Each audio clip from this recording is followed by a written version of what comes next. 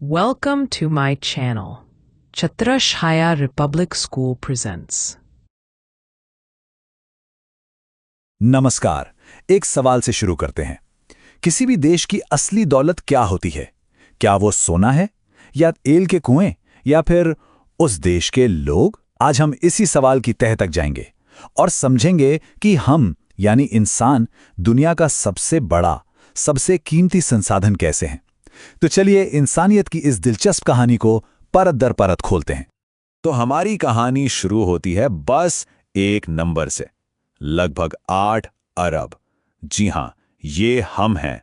सोचकर देखिए, अगर हम हर एक इंसान से सिर्फ 1 सेकंड के लिए भी मिलें तो सबसे मिलने में 250 साल से ज्यादा लग जाएंगे। हमारी दुनिया इतनी बड़ी है और इस कहानी में हर एक इंसान की अपनी जगह है। अब इतनी बड़ी आबादी जाहिर है 2 बुनियादी सवाल खड़े करती है। पहला, हम सब आए कहां से हैं, और दूसरा, जो शायद इससे भी ज्यादा जरूरी है, कि हम सब जा कहां रहे हैं। यही 2 सवाल हैं जो हमारी आज की इस पूरी पड़ताल की नींव है। इस एक विचार पे गौर करते हैं, लोग ही किसी राष्ट्र का सबसे बड़ा संसाधन है। जरा सोचिए, जमीन के नीचे दबा कोयला तब तक तो सिर्फ एक पत्थर ही है, जब तक कोई इंसान उसे निकालकर ऊर्जा बनाना ना जान ले, है ना? यही तो है इंसानी दिमाग और मेहनत की ताकत, जो कुदरत की चीजों को मूल्यवान बनाती है। इसलिए असली संसाधन तो हम खुद हैं। तो ठीक है, हम 8 अरब लोगों की इस कहानी का पहला सुराग क्या है? वो ये है कि ये लोग रहते कहाँ हैं। चलिए जरा दुनिया के नक्शे पर एक नजर डालते हैं। और ये आंकड़ा तो सच में चौंकाने वाला है। सोचिए, दुनिया के हर 10 में से 9 लोग धरती के सिर्फ 30% हिस्से पे रहते हैं। इसका मतलब क्या हुआ? इसका मतलब ये हुआ कि ज्यादातर जमीन या तो खाली है या वहां बहुत ही कम लोग रहते हैं।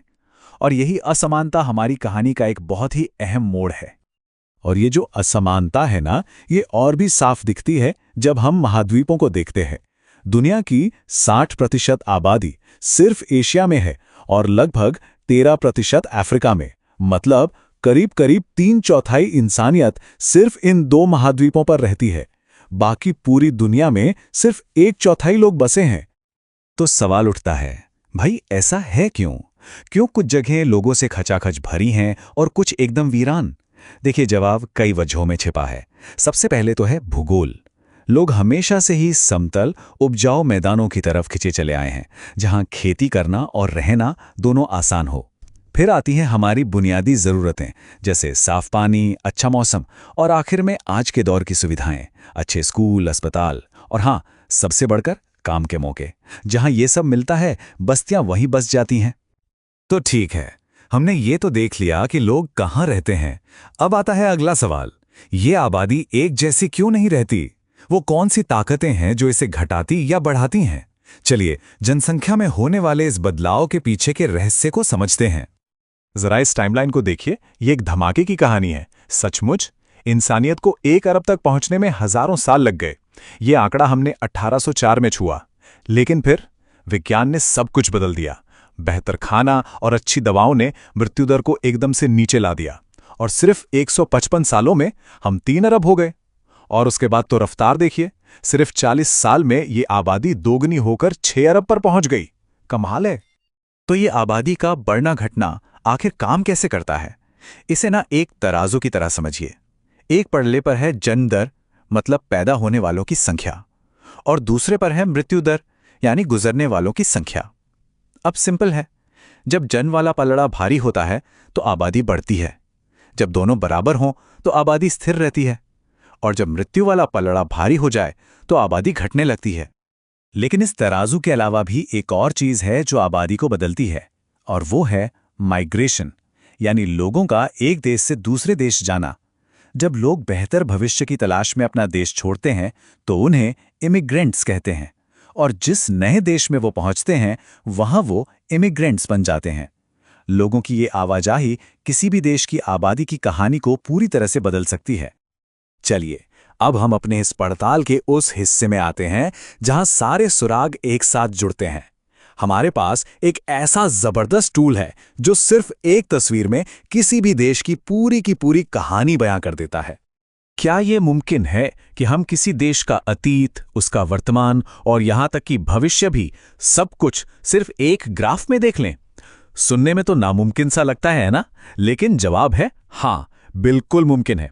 और इस जादुई तस्वीर का नाम है जनसंख्या पिरामिड। तो आखिर ये जनसंख्या पिरामिड है क्या भला? आसान भाषा में कहें तो ये खास तरह का ग्राफ है। ये बताता है कि एक देश में कितने बच्चे हैं, कितने जवान हैं और कितने बुजुर्ग। आप कह सकते हैं कि ये हमें एक देश की आबादी का एज एक्सरे देता है। इस पिरामिड को पढ़ना भी ना एक कहानी पढ़ने जैसा ही है। देखिए, सबसे नीचे का जो चौड़ा हिस्सा है वो दिखाता है कि देश में कितने बच्चे पैदा हो रहे हैं, यानी ये भविष्य की नींव है। सबसे ऊपर का पतला हिस्सा बताता है कि कितने लोग बुढ़ापे तक पहुंच रहे हैं, जो वहां की स्वास्थ्य सेवाओं का हाल बताता है। और बीच का सबसे जरूरी हिस्सा ये है देश की वर्किंग पॉपुलेशन, वो लोग जो देश की अर्थव्यवस्था की गाड़ी को चलाते हैं। तो चलिए अब इस टूल को असली दुनिया में आजमा कर देखते हैं। हम 3 अलग अलग देशों के पिरामिड देखेंगे और उनकी छिपी हुई कहानियों को सबके सामने लाएंगे। यहां हमारे सामने 3 देश हैं और तीनों की कहानियां एकदम अलग। पहले केन्या को देखिए। इसका पिरामिड एक क्लासिक त्रिकोण जैसा है, नीचे से बहुत चौड़ा। ये बताता है कि यहां जन्म दर तो बहुत ज्यादा है, लेकिन शायद स्वास्थ्य सेवाओं की कमी की वजह से ज्यादा लोग बुढ़ापे तक नहीं पहुंच पा रहे। अब आते हैं भारत पर। इसका पिरामिड बीच से फूल रहा है। इसे कहते हैं यूथ बल्ज, यानी करोड़ों युवा जो काम करने के लिए तैयार हैं। ये देश के लिए एक जबरदस्त आर्थिक मौका है। और आखिर में है जापान, जिसका पिरामिड लगभग उल्टा हो रहा है, आधार पतला और ऊपर का हिस्सा चौड़ा। ये कम जन्म दर और एक बूढ़ी होती आबादी की चुनौती को साफ साफ दिखाता है। और यहीं पर भारत जैसे देश का पिरामिड हमें हमारी इस पड़ताल के सबसे बड़े सच पर वापस ले आता है कि कुशल, उत्साही और उम्मीद से भरे युवा किसी भी राष्ट्र का भविष्य होते हैं। सच तो यही है, किसी भी देश की सबसे बड़ी संपत्ति उसके नौजवान ही हैं। अगर उन्हें सही शिक्षा और सही मौके मिले तो वो देश को किसी भी बुलंदी पर ले जा सकते हैं। और अब ये पूरी पड़ताल एक आखिरी सवाल पर आकर खत्म होती है। आज से 50 साल बाद हमारे देश का जनसंख्या पिरामिड कैसा दिखेगा? क्या वो भारत की तरह बीच में चौड़ा होगा या फिर जापान की तरह नीचे से सिकुड़ता हुआ? इसका जवाब आज हम जो फैसले ले रहे हैं उन्हीं में छिपा है। ये एक ऐसा सवाल है जिस पर सोचना बहुत जरूरी है।